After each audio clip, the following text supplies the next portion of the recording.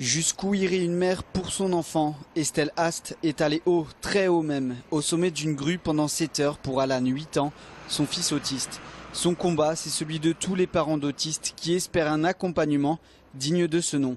Si la jeune femme est finalement descendue, c'est parce qu'elle a obtenu un courrier officiel du rectorat. Écoutez, elle dit que Anne est maintenue jusqu'à début juillet, donc je garde la VS d'Alan jusqu'à début juillet. Elle ne sera pas obligée de faire ce fameux stage.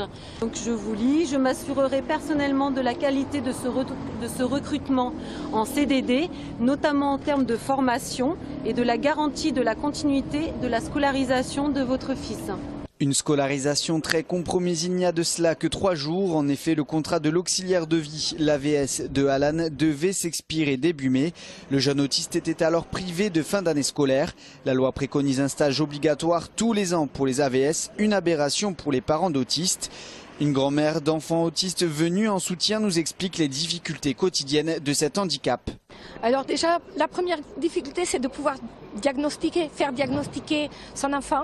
Ensuite, il y a toutes les prises en charge qui sont difficiles à obtenir.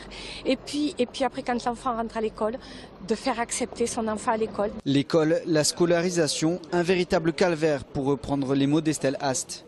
C'est une telle catastrophe, la scolarisation des enfants, qu'il faut absolument que ça change. C'est pour ça que je suis montée sur cette grue, c'est pas que pour mon fils, c'est pour tous les enfants que c'est catastrophique.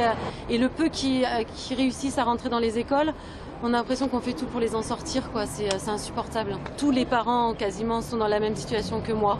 Donc j'espère que ça, c'est le début d'un grand changement. Un changement que seul le gouvernement peut apporter pour combler le retard français. On estime à 440 000 le nombre d'autistes en France, dont seulement 2% des enfants sont scolarisés.